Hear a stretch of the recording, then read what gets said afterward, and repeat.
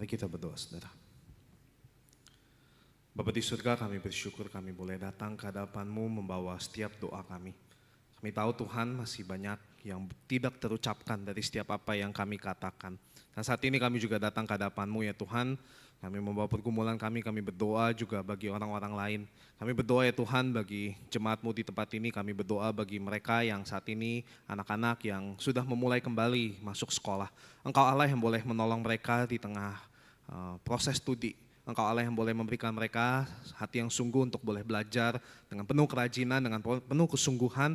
Meskipun mungkin hati terasa malas, pikiran mungkin terasa berat, tetapi ada Allah Roh Kudus yang boleh menguatkan mereka. Sehingga hari demi hari mereka jalani di sekolah dengan penuh semangat, dengan penuh sukacita bersama dengan Tuhan juga. Kami berdoa bagi teman-teman yang saat ini sedang berkuliah dan mengalami masa liburan. Engkau Allah yang boleh memberkati mereka. Banyak jemaat kami juga yang sedang berlibur, kembali ke daerah mereka masing-masing. Engkau Allah yang boleh memimpin mereka di tengah keseharian mereka ketika mereka bersama-sama dengan keluarga. Ada yang sedang magang juga, Engkau yang boleh memberkati supaya dia juga boleh menjadi berkat dimanapun Engkau menempatkan dan juga boleh belajar banyak. Kami juga berdoa ya Tuhan bagi setiap anak-anak muda yang sedang bekerja. Engkau berikan mereka hati yang sungguh untuk bekerja seperti untuk Tuhan, bukan hanya untuk manusia. Dan Engkau yang berikan pada mereka masa depan yang baik juga. Kami berdoa ya Tuhan bagi anggota-anggota keluarga, bagi para suami yang bekerja dengan keras, bagi para istri juga yang perlu untuk mengurus rumah. Dan kami melihat juga banyak asisten-asisten rumah tangga yang juga mungkin harus pulang kampung dan setiap istri juga setiap anggota keluarga harus bekerja lebih lagi. Engkau berikan anugerah kekuatan ekstra bagi mereka sehingga mereka boleh melayani, saling melayani di rumah dengan penuh kesungguhan, dengan penuh kasih satu sama lainnya. Terima kasih Tuhan atas kasih-Mu yang begitu besar kepada kami sehingga kami boleh saling mengasihi satu sama lainnya. Terberi ya Tuhan, saat ini kami akan sama-sama merenungkan firman-Mu. Kiranya Allah Roh Kudus yang boleh menerangi hati kami sehingga kami boleh terfokus sehingga apa yang kami dengarkan sungguh-sungguh perkataan dari Tuhan yang mengubah hati kami, pikiran kami, perbuatan kami. Terima kasih Tuhan. Demi Tuhan kami Yesus Kristus kami berdoa. Amin. Shalom saudara-saudara. Kita bersyukur kita boleh kembali berdoa dan tiba saatnya kita akan merenungkan firman Tuhan. Dan firman Tuhan hari ini kita terus lanjutkan pembacaan dari Mazmur dan saat ini kita akan membaca Mazmur 101. Kita akan merenungkan Mazmur 101. Silakan saudara boleh memperhatikan di Alkitab masing-masing, saya akan membacakan Mazmur 101. Aku hendak menyanyikan kasih setia dan keadilan. Aku hendak bermazmur bagimu ya Tuhan. Aku hendak memperhatikan hidup yang tidak bercela. Kapankah engkau akan datang kepadaku? Aku hendak hidup dengan ketulusan hati di dalam rumahku. Mataku tidak ingin melihat perbuatan lalim. Perbuatan yang menyeleweng aku benci. Aku tidak mendambakannya. Hati yang serong kubuang jauh-jauh. Aku tidak mau kenal kejahatan. Orang yang sembunyi-sembunyi mengumpat temannya, dia akan kubinasakan. Orang yang sombong dan tinggi hati, aku tidak suka. Mataku tertuju kepada orang yang setia di negeri, supaya mereka tinggal bersama aku. Orang yang hidup dengan cara yang tak bercela akan melayani aku. Orang yang melakukan tipu daya tidak akan tinggal di dalam rumahku. Orang yang berbicara dusta tidak akan tegak di depan mataku. Setiap pagi akan kubinasakan semua orang fasik di negeri, supaya kulenyapkan dari kota Tuhan semua orang yang melakukan kejahatan. Sedemikian jauh pembacaan firman Tuhan di malam hari ini. Saudara-saudara, kalau kita melihat judulnya, LAI memberikan judul Nazar Seorang Raja. Tentu saja ini tidak ada di dalam transkrip asli, tapi menarik sekali bahwa LAI memberi judul ini sebagai Nazar. Sebagai Nazar Seorang Raja, dan kita telah belajar mengenai Nazar beberapa 1 bulan lalu, harusnya 1-2 bulan lalu, mengenai Nazar. Bahwa ini adalah sebuah janji, sebuah komitmen kepada Allah yang sifatnya mengikat, yang tidak bisa lepas dan bukan sembarang. Kalau gagal, kalau tidak dilakukan, kalau dilanggar, tentu ada akibatnya. Ini sebuah tindakan yang bukan sembarang tindakan. Ini tindakan yang luar biasa penting, yang luar biasa membutuhkan nyali dan lain-lainnya. Saudara, siapa yang mengambil nazar? Ditulis Mazmur Daud. Saudara, kalau kita mengingat Daud itu mungkin punya reputasi yang baik, tapi punya masa lalu yang buruk. Saudara-saudara, jadi ketika Daud mengambil nazar ini bukan satu hal yang mudah. Karena sebelumnya dia pernah gagal, dia pernah jatuh dan kejatuhannya luar biasa mengerikan sebenarnya ya. Ketika dia membunuh orang, bahkan mengambil istrinya dan seterusnya. Saudara, ini orang yang gagal mengambil nazar. Tetapi kita tahu bahwa Daud juga orang yang dekat dengan Tuhan dan Tuhan membuatnya berhasil. Dan kita tahu kerajaan Daud itu kerajaan yang paling terkenal sampai sekarang. Kerajaan Daud itu menjadi kerajaan yang didamba-dambakan, menjadi referensi kerajaan Daud dan seterusnya. Saudara, berangkat dari orang yang gagal, dia mengambil nazar komitmen yang penuh kepada Tuhan dan Tuhan memberkati dia. Saudara, komitmen apa yang diambil oleh Daud? Yaitu hidup yang berintegritas. Saudara, apa arti integritas? Ini sebenarnya kalau dalam Alkitab bahasa Inggris judulnya ini. Jadi saya gabungkan aja, nazar seorang raja, hidup yang berintegritas. Kira-kira begitu ya, saya gabungkan. Saudara, integritas itu gampangnya begini, luar dalam sama. Mungkin kita bisa bilang antara apa yang dibicarakan sama apa yang dilakukan itu sama.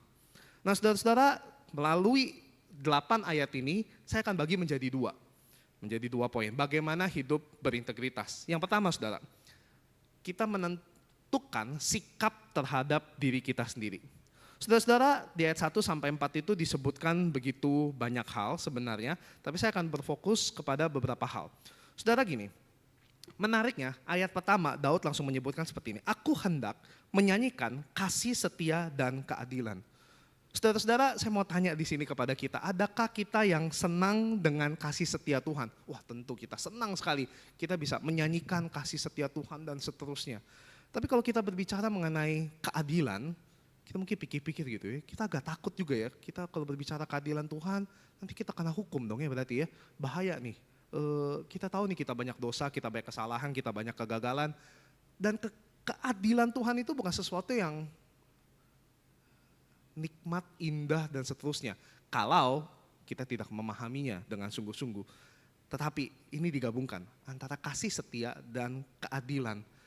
Ini menjadi satu hal yang indah. Kenapa? Karena kita berdosa, tapi kita diberikan anugerah. Sehingga kita bisa hidup di hadapan Tuhan dengan baik, dengan penuh integritas. Saudara-saudara, apa yang dimaksud Daud di bagian ini? Saudara, ada pepatah zaman dulu yang berkata bahwa, sorry, slide-nya boleh. Ini nggak bisa di next deh tadi.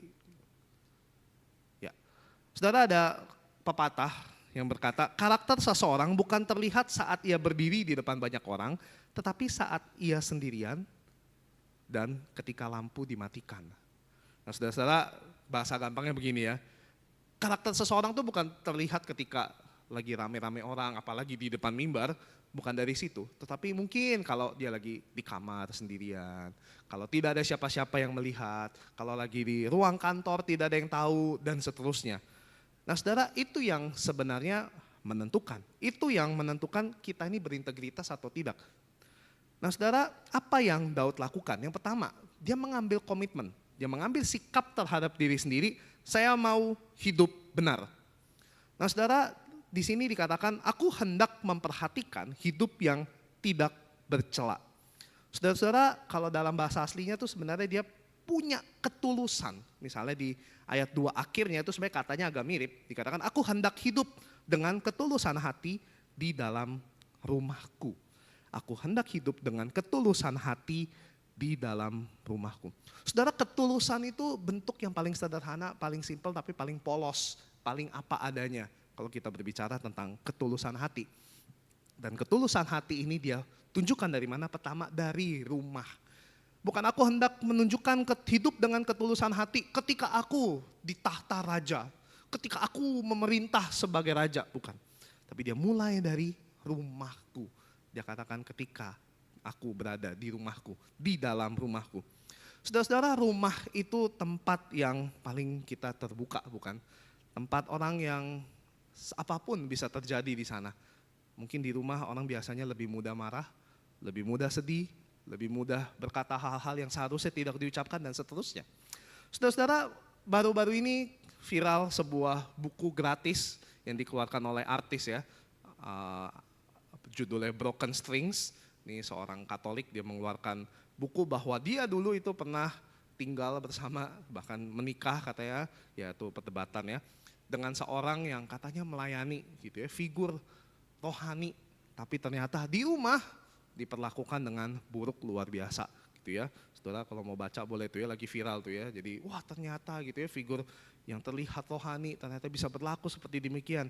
Yang di mimbar kelihatan luar biasa pelayanan, tetapi ternyata waktu itu memperlakukan pasangannya di rumah dengan begitu mengerikan dan seterusnya. Nah saudara, Daud, dia tidak mau seperti itu. Dia berkata bahwa aku seorang raja, aku mau tulus hati mulai dari dalam rumah. Aku mau komitmen untuk hidup benar mulai dari rumah. Nah saudara-saudara, bukan hanya ketika dia mengambil sikap terhadap diri sendiri untuk hidup benar, tetapi yang kedua dia juga ingin menjauhi kejahatan. Saudara-saudara, banyak orang Kristen yang hidup benar, tapi juga hidup nakal gitu ya. Balance dong gitu ya, work-life balance gitu ya katanya ya, harus seimbang gitu. Jadi ya hidup benar iya, hidup nakal juga boleh, ya benar ya iya pelayanan dan seterusnya, tapi juga ya jahat-jahat dikit boleh lah, bisnis nipu dikit, seimbang lah sama pelayanan yang rajin dan seterusnya. Nah saudara, tidak seperti itu. Yang tepat adalah integritas itu menentukan sikap terhadap diri sendiri. Aku mau hidup benar, tapi aku juga menjauhi kejahatan. Dikatakan di ayat 3, mataku tidak ingin melihat perbuatan lalim. Bahkan dalam bahasa Inggrisnya ekstrim ya. Nothing wicked in front of my eyes. Tidak ada hal yang buruk di depan mataku, gitu. Bahkan di depan mata aja nggak boleh gitu, dilihat pun tidak boleh. Bahkan dikatakan tidak ingin. Perbuatan yang menyeleweng aku benci, aku tidak mendambakannya.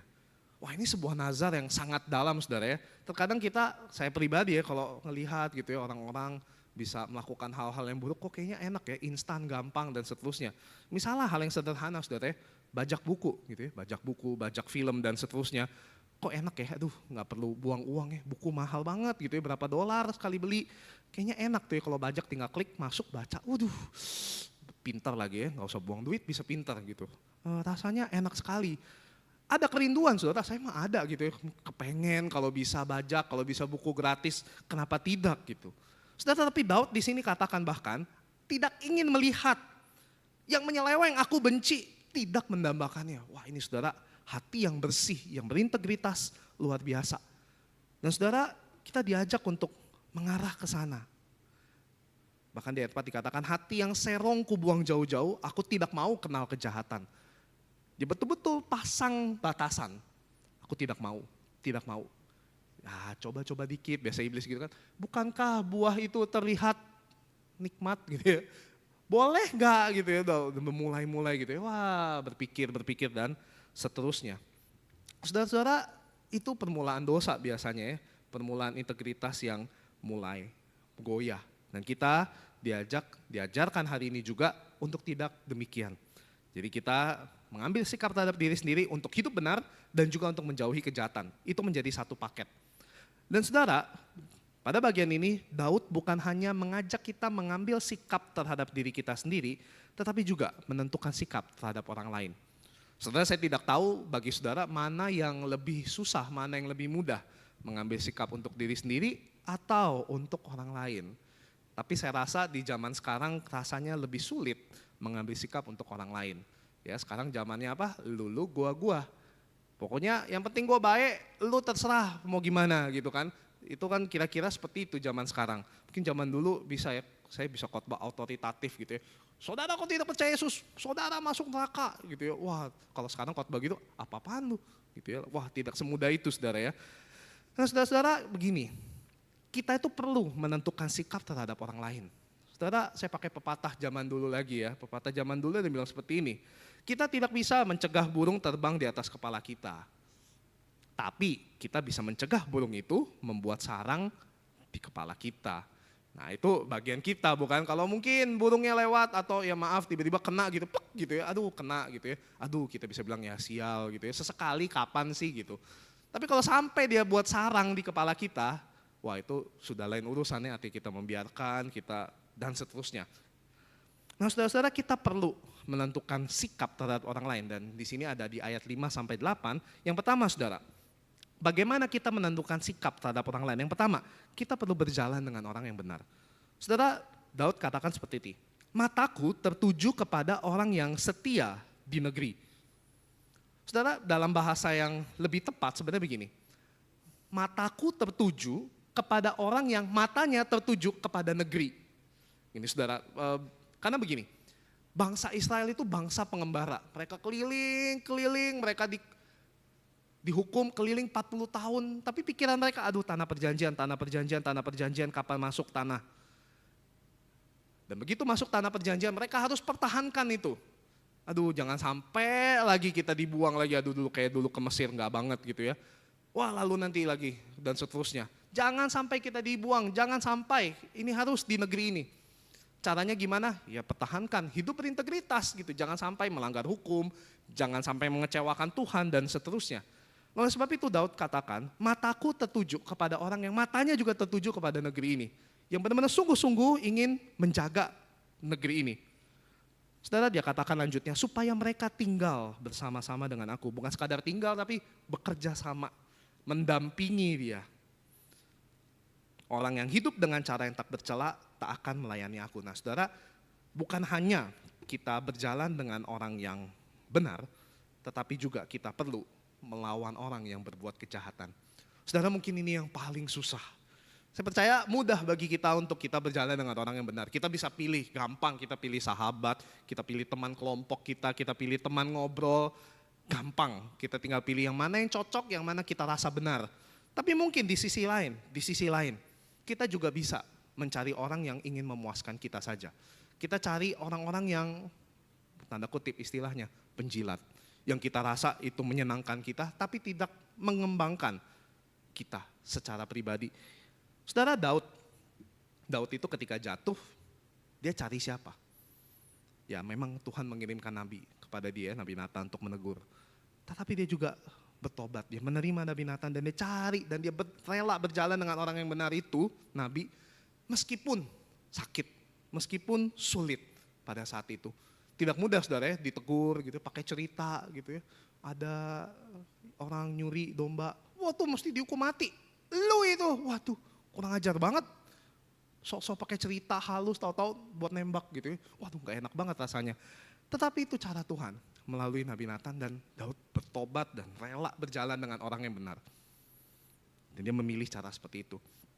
Saudara-saudara, kalau mengingat hal seperti ini saudara, saya selalu teringat dengan istri saya. Istri saya itu pengkritik khotbah saya, bukan pengkritik lah, pemberi masukan yang sangat setia saudara ya, yang sangat tertuju kepada negeri gitu. Dia selalu memperhatikan apa yang saya perlu berkembang dan seterusnya. Dan kadang tidak mudah saudara, saya pikir udah dipersiapkan kok gitu ya, kok rasanya tetap ada aja yang kurang gitu.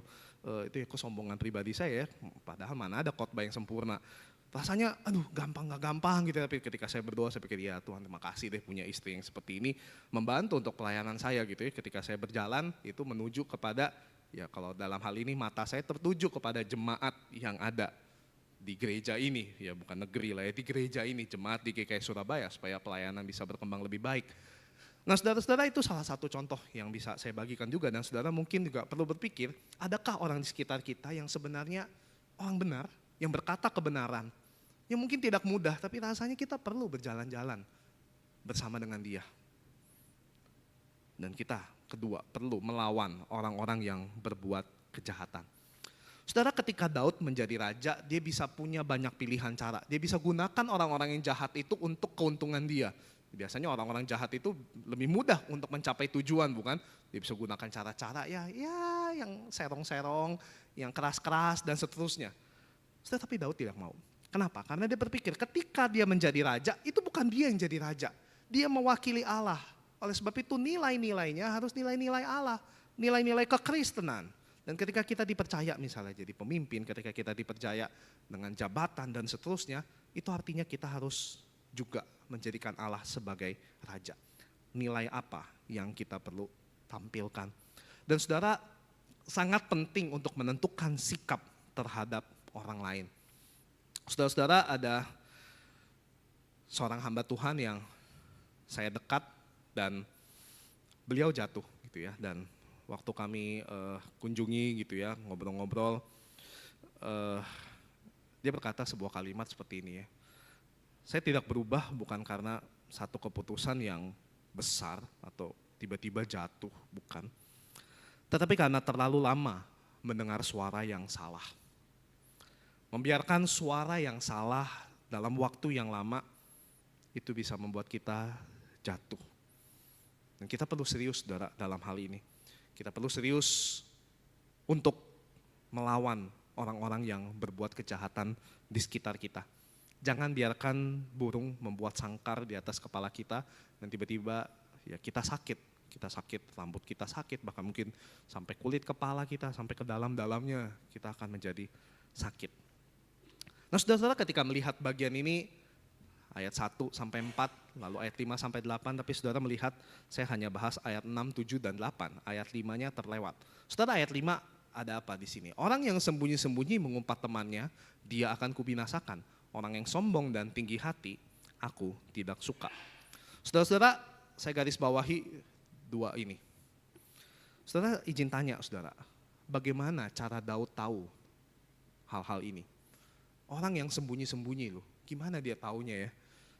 Ada yang laporin atau apa gitu. Orang yang sembunyi-sembunyi mengumpat temannya akan kubinasakan. Orang yang sombong dan tinggi hati aku tidak suka. Saudara, bagaimana cara menilai orang sombong dan tinggi hati? Gitu ya. Kalau kata pepatah zaman dulu ada yang bilang, sesama orang sombong itu pasti tidak suka. Gitu ya. Sesama orang sombong gak bisa ketemu orang sombong, nanti saling sombong, saling gak suka katanya gitu ya.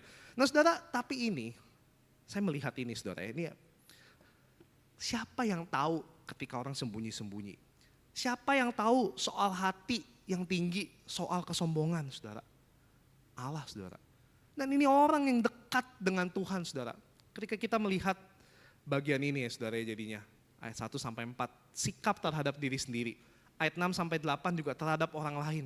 Saudara, di tengah-tengahnya kita butuh pertolongan Tuhan. Antara kita bersikap diri sendiri, kita bersikap terhadap orang lain, tetap ada Tuhan. Saudara, ada bagian-bagian yang kita tidak bisa ketahui. Dan kita sangat butuh hikmat dari Tuhan. Apalagi soal hidup berintegritas, saudara, sembunyi-sembunyi itu hal yang sangat mengerikan. Saudara, orang yang sembunyi-sembunyi mengumpat temannya, itu apakah pasti orang lain? Apakah Daud itu kebal dari dosa semacam ini? Tentu tidak. Saya percaya tidak ada yang kebal dengan dosa ini. Ada dari kita yang tidak pernah sama sekali mengumpat temannya. Mungkin saya sendiri pernah saudara ya, saking kesalnya saya pernah mengumpat teman saya juga. Saudara, bukan hal yang mudah. Dan sembunyi-sembunyi loh saudara ya, ini hanya Tuhan yang tahu mungkin. Dan orang yang sombong dan tinggi hati, ini siapa yang bisa menilai selain Tuhan sendiri? Saudara, oleh sebab itu integritas itu tidak kompromi meskipun tersembunyi. Kita butuh hikmat dan pertolongan dari Allah. Dan saudara, puji Tuhan kita punya Yesus Kristus yang telah datang ke dunia, menunjukkan hidup yang begitu total, yang hidup berintegritas, meskipun digoda oleh iblis. Kamu, kuberikan seluruh dunia, sembah aku aja kok. Enggak, tidak. Mungkin dia tergoda juga, ingin supaya cawan ini lalu, tapi tidak. Kehendak Bapa saja yang aku inginkan. Aku mau hidup berintegritas. Aku mau menjauhi kejahatan. Nggak mau tuh lewat jalur Farisi, Saduki, ya, jalur-jalur seperti itu. Nggak, tidak mau. Jalur kebenaran. Aku hidup dengan orang-orang yang ingin berjalan di dalam kebenaran, menjauhi orang-orang yang jahat. Meskipun hadiahnya salib, mati, memalukan, luar biasa.